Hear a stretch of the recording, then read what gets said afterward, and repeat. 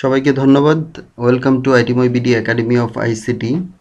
আমাদের আজকের আলোচনার বিষয় মূলত হবে আইসিটি নির্ভর উৎপাদন ব্যবস্থা। হুম আইসিটি নির্ভর উৎপাদন ব্যবস্থা বলতে কি বোঝায়? আমরা আইসিটি সম্পর্কে অনেক কিছু দেখেছি, জেনেছি। আইসিটি তো আমরা অনেক কথা বলেছি, আইসিটির কি কি উপাদান রয়েছে। এখন আইসিটিটা আসলে কি জন্য শিখবো? আমরা আইসিটির বিভিন্ন জায়গায় বিভিন্ন রকম প্রয়োগ রয়েছে। আমরা আমাদের প্রাত্যহিক জীবন, আমাদের যত বর্তমান সভ্যতা মূলত তথ্য ও যোগাযোগ প্রযুক্তি বা আইসিটি ছাড়া অচল। এবং এটার বিস্তার বা ব্যাপকতা কত গভীর তোমরা আরো জানতে পারবে আস্তে আস্তে যতই সামনের দিকে যাব আমরা। হুম আইসিটি নির্ভর উৎপাদন ব্যবস্থা বলতে আসলে যে আমাদের যে শিল্প কারখানা রয়েছে বা যে উৎপাদন ব্যবস্থা রয়েছে, সেই উৎপাদন ব্যবস্থা, মিল কারখানা, মিল ইন্ডাস্ট্রি যেগুলো রয়েছে, সব জায়গাতে মূলত এখন সব কিছু নির্ভর করে কিসের উপর? আইসিটি এর উপর। এই উৎপাদন ব্যবস্থা পুরোপুরি নিয়ন্ত্রিত হচ্ছে আইসিটি দ্বারা। তো আইসিটি নির্ভর উৎপাদন ব্যবস্থা জানতে গেলে তোমাদেরকে নতুন কিছু টার্মের সাথে পরিচিত হব আমরা। যেমন সেটি হচ্ছে ক্যাড, তারপরে হচ্ছে কেম, তারপরে সিএই, কম্পিউটার এইডেড ইঞ্জিনিয়ারিং, সিএনসি। তো এই যে আমরা জিনিসগুলোর নাম জানি, ক্যাড মানে হচ্ছে কম্পিউটার এইডেড ডিজাইন। হ্যাঁ, কম্পিউটার এইডেড মানে কম্পিউটার এর সহযোগিতায় ডিজাইন। হ্যাঁ, কম্পিউটার এইড মানে হচ্ছে সহযোগিতা, এইডেড মানে হচ্ছে কম্পিউটার দ্বারা সহযোগিতা করা। হচ্ছে কাকে? ডিজাইন করাকে। কোনো কিছু করতে গেলে ডিজাইন মানে কি? নকশা করা। ডিজাইনের বাংলা হচ্ছে নকশা। কোনো কিছু করতে গেলে আমরা কি করি? শুরুতে একটা বাড়ি বানাবো। ধরো একটা বাড়ি বানাতে যাচ্ছি আমি, এখানে একটা বাড়ি বানাবো। সেই বাড়িটা আসলে কেমন হবে?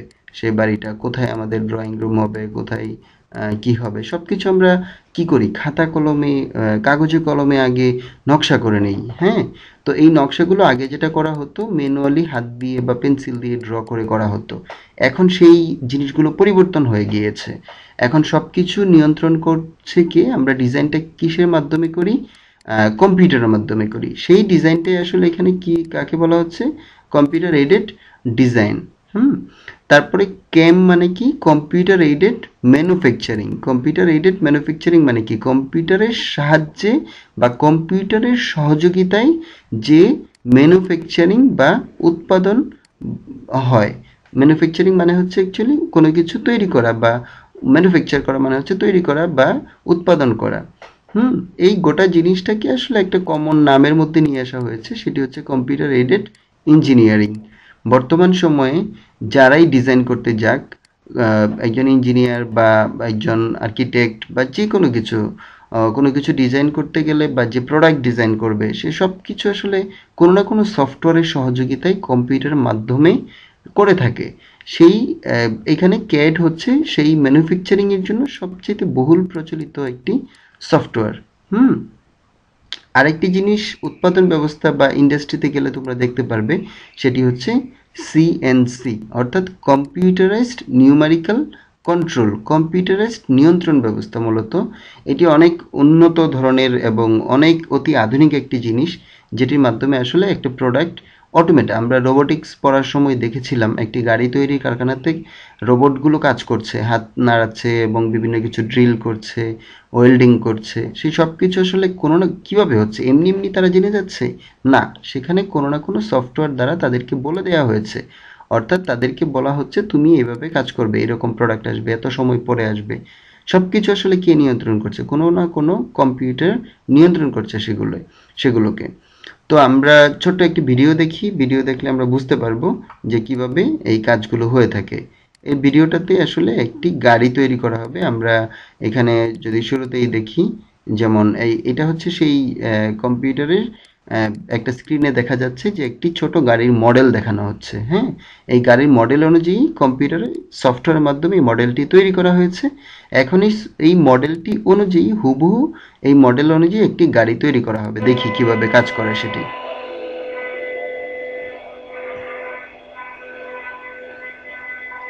এখানে আমরা যে জিনিসটা নড়াচড়া করতে দেখছি, এটি আসলে এই যে এই সফটওয়্যারের স্ক্রিনে, সরি, কম্পিউটারের স্ক্রিনেও দেখা যাচ্ছে। হুম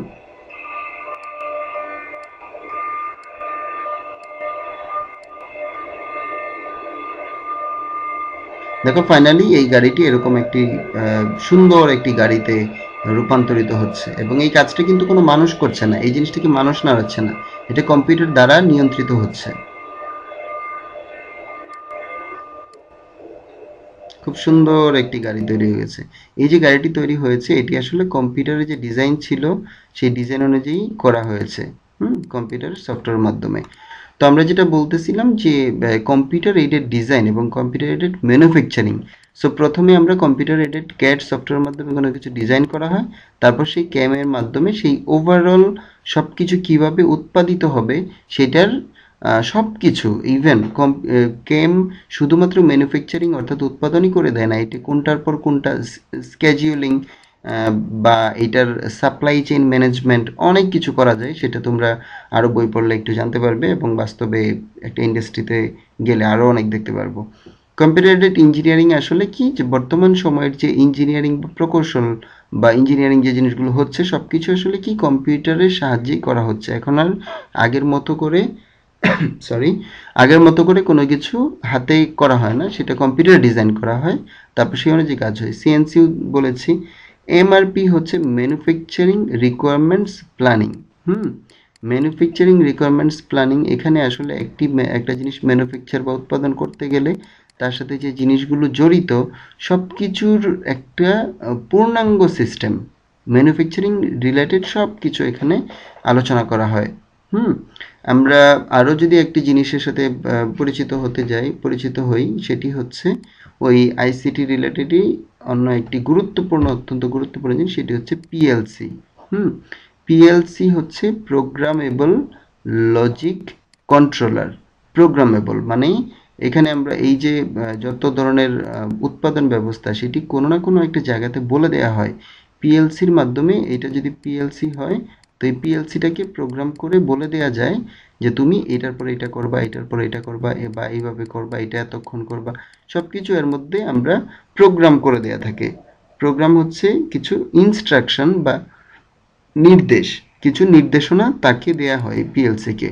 সো লজিক মানে তো বুঝো তোমরা যুক্তি, কন্ট্রোলার মানে হচ্ছে নিয়ন্ত্রণ, মানে এই প্রোগ্রামিং লজিকের উপর বেস করে এই মেশিনটা উৎপাদন ব্যবস্থায় যাবে।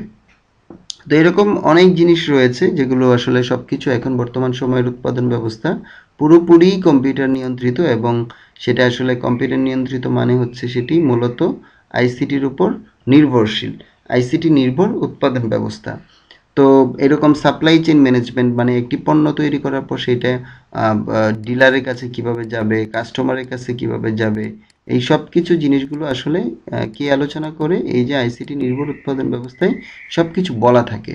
হুম তো এটা আমরা সংক্ষেপে এরকম আরও অনেক এমআরপি রিলেটেড আরও অনেক সফটওয়্যার রয়েছে, যেমন সিএ+, তারপর এমআরপি প্লাস, প্লেক্সাস অনলাইন, এরকম অনেক সফটওয়্যার রয়েছে যেটা আসলে এমআরপি যে কাজগুলো করবে সেগুলো ওই সফটওয়্যার দিয়ে করা হয়ে থাকে।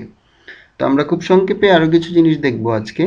আরেকটি মজার জিনিস আমরা দেখব, সেটা হচ্ছে প্রতিরক্ষায় আইসিটি, অর্থাৎ প্রতিরক্ষা খাতে প্রতিরক্ষার কাজে, যেমন আমরা একটি রাষ্ট্র যদি চিন্তা করা হয় সেই রাষ্ট্রের প্রতিরক্ষা, বাহিরের শত্রুর আক্রমণ হতে, শত্রুর হাত থেকে রক্ষা পাওয়ার জন্য যে ব্যবস্থা, অর্থাৎ আমাদের সেনাবাহিনী, নৌবাহিনী, বিমান বাহিনী যে বাহিনীগুলো রয়েছে, সেনা, নৌ, বিমান যে বাহিনীগুলো রয়েছে, এই যে প্রধান প্রধান বাহিনী যাদের মূল কাজ হচ্ছে দেশকে বাইরের শত্রুর আক্রমণ হতে রক্ষা করা, সেই বাহিনীগুলোতে আসলে কিভাবে, এখন প্রযুক্তি যেহেতু অনেক উন্নত হয়ে যাচ্ছে, সো আগে যেরকম তলোয়ার নিয়ে যুদ্ধ করা হতো এখন সেরকম যুদ্ধের দিন শেষ। আগে আমরা জানি সম্রাট আকবর কিংবা নবাব সিরাজউদ্দৌলার সময় সাধারণ গোলাবারুদ ছিল, তরবারি ছিল, ওগুলো দিয়ে যুদ্ধ করা হতো, কিন্তু সেই দিন এখন আর নেই, সেটা এখন ইতিহাস হয়ে গেছে। এখন যুদ্ধ করার জন্য যুদ্ধক্ষেত্রে সৈন্য বা সেনাবাহিনীকে শারীরিকভাবে যেতেও হয় না। এখন যে বিমানগুলো রয়েছে তোমরা জেনে থাকবে, এই বিমানগুলো যুদ্ধ বিমান যেগুলো রয়েছে, যুদ্ধ বিমান, এই যুদ্ধ বিমানগুলো আসলে রিমোট কন্ট্রোলড, দূর থেকে নিয়ন্ত্রণ করা যায় এ কোথায় যাবে। অনেক রোবট রয়েছে, যে রোবটগুলো যুদ্ধক্ষেত্রে যেখানে মানুষের যাওয়া সম্ভব না, মানুষের গেলে জীবনের ঝুঁকি আছে, সেখানে রোবট গিয়ে যুদ্ধ করে মানুষের মতো। অনেক মিসাইল রয়েছে, অনেক মিসাইল, যে মিসাইলগুলো আসলে কি আমরা দূর থেকে বসে বলে দিতে পারি যে এই বস্তুটাকে গিয়ে এরকম একটা বিল্ডিং যদি আমি ধ্বংস করতে চাই, যদিও আমাদের উদ্দেশ্য ধ্বংস করা না, আমরা চাই না কেউ কাউকে ধ্বংস করুক, সবাই শান্তিপূর্ণ জীবনযাপন করুক, কিন্তু এই মিসাইলটা এখানে ডিজাইন করা থাকে, সে এই কম্পিউটারের ডিজাইন অনুযায়ী বা তাকে যে নির্দেশ দেওয়া হয়েছে সেই অনুযায়ী কোন বিন্দুতে গিয়ে আঘাত করবে একেবারে ওই বিন্দু বরাবর তাকে পরিচালনা করা যায়। এবং তোমরা আরেকটা জিনিস এখন যারা স্মার্টফোন বা মোবাইল ফোনের কল্যাণে আমরা দেখবে, তোমরা দেখে থাকবে জিপিএস একটি টার্ম তোমরা পরিচিত হবে। জিপিএস মানে হচ্ছে অ্যাকচুয়ালি কি, গ্লোবাল পজিশনিং সিস্টেম। তোমরা স্থানাঙ্ক ব্যবস্থার সাথে পরিচিত হয়েছো ইন্টারমিডিয়েটে, এদিকে এক্স অক্ষ এবং এদিকে ওয়াই অক্ষ। এই বিন্দুটা কত, এটা কত দূরে, এক্স অক্ষ থেকে কত দূরে, ওয়াই অক্ষ থেকে কত দূরে, এটার একটি স্থানাঙ্ক এক্স ওয়াই একটি স্থানাঙ্ক রয়েছে, একটা মান থাকে। সেই বিন্দুটাকে আমরা আইডেন্টিফাই করতে পারি দ্বিমাত্রিক স্থানাঙ্ক ব্যবস্থায়। তো গোটা পৃথিবীতে প্রত্যেকটি বাংলাদেশের উপরে একটি বিন্দু, যদি ঢাকা শহর চিন্তা করি, এরকম বাংলাদেশ যদি চিন্তা করি, এটা বাংলাদেশের উপরে ঢাকার একটি বিন্দু যদি চিন্তা করি, ঢাকা এটার যে কোনো একটা বিন্দু বা তুমি যে জায়গায় বসে আছো সেটার অবস্থানটা কোথায় সেটা আসলে কে বলে দিতে পারবে? গ্লোবাল পজিশনিং সিস্টেমের মাধ্যমে এটার অক্ষাংশ দ্রাঘিমাংশ নির্ণয় করে বলে দেয়া যায় যে কোনো বিন্দুর অবস্থান কত। সেই বিন্দু অনুযায়ী সেই বস্তুটার অবস্থান অনুযায়ী তাকে পজিশনিং করা যায়, অবস্থান নির্ণয় করা যায় কোন পজিশনে সে রয়েছে। এই গ্লোবাল জিপিএস সিস্টেম বা গ্লোবাল পজিশনিং সিস্টেমের নানাবিধ ব্যবহার রয়েছে। ধরো আমরা ইন্টারনেটের মাধ্যমে জানতে পারি যে এই বস্তুটা কোথায়, বা আমার একটি গাড়ি রয়েছে সেই গাড়িটি এখন কোথায় অবস্থান করছে, যদি জিপিএস এর সাথে কানেক্টেড থাকে তাহলে আমরা মুহূর্তে বলতে পারবো। এই গ্লোবাল পজিশনিং এর মাধ্যমে যুদ্ধক্ষেত্রে জিপিএস সিস্টেম খুব গুরুত্বপূর্ণ একটা জিনিস হয়ে দাঁড়ায়, বা খুব গুরুত্বপূর্ণ একটি হাতিয়ার হিসেবে কাজ করে। তারপরে তোমরা যদি আরো দেখো, মূলত আজকের যে ইন্টারনেট সেটিও কিন্তু শুরু হয়েছিল রাশিয়ার সাথে বা সোভিয়েত ইউনিয়নের সাথে যে যুদ্ধ শুরু হয়েছিল 1950 সালে, সেই যুদ্ধের সময় থেকে আসলে ইন্টারনেটের যাত্রা শুরু। সো তখন ইন্টারনেট নাম ছিল না, কিন্তু এই ইন্টারনেট বা নেটওয়ার্কিং এর কাজটা তখন থেকেই আইডিয়াটা আসছে এবং তারা ডেভেলপ করেছে। এবং এই সেনা নৌ বিমান বাহিনীর এদের নিজস্ব ইঞ্জিনিয়ারিং ডিপার্টমেন্ট থাকে যাদের কাজ হচ্ছে বিভিন্ন সফটওয়্যার ডেভেলপ করা বা বিভিন্ন আধুনিক সরঞ্জামাদি নিয়ে কাজ করা। তো আমরা এরকম অনেক নানাবিধ প্রয়োগ রয়েছে এবং অনেক উন্নত উন্নত জিনিস রয়েছে যেগুলো আমাদের প্রতিরক্ষার কাজে ব্যবহৃত করা হয় বা যাচ্ছে। যেমন আরো একটি জিনিস যদি আমরা বলি, তোমরা জেনে থাকবে radar. Radar, radio detection and ranging. এই রাডারের সাহায্যে আমাদের ভৌগোলিক সীমারেখায় কোনো একটি অনাকাঙ্ক্ষিত কেউ প্রবেশ করলো কিনা, কোনো একটি যুদ্ধবিমান প্রবেশ করে গেল কিনা, কিংবা আমাদের সমুদ্রের তলদেশে কোথাও কোনো জলোচ্ছ্বাস কিংবা ঘূর্ণিঝড়ের উদ্ভব হচ্ছে কিনা, সেই জিনিসগুলো আমরা দেখতে পারি। অর্থাৎ নিরাপত্তার কাজে বা প্রতিরক্ষার কাজে এরকম তথ্য যোগাযোগ প্রযুক্তির অনেক অনেক ব্যবহার রয়েছে। সেই ব্যবহারগুলো আমরা জানবো এবং তোমরা বই পড়বে, বইয়ের মধ্যে আরো বিস্তারিত সুন্দর করে লেখা আছে। তো আমাদের ধন্যবাদ সবাইকে আমাদের পরবর্তী ভিডিও দেখার জন্য আমন্ত্রণ রইল, এবং আইটিময় বিডি একাডেমি অফ আইসিটি এর পক্ষ থেকে তোমাদের সবাইকে আবারও অভিনন্দন জানিয়ে শেষ করছি।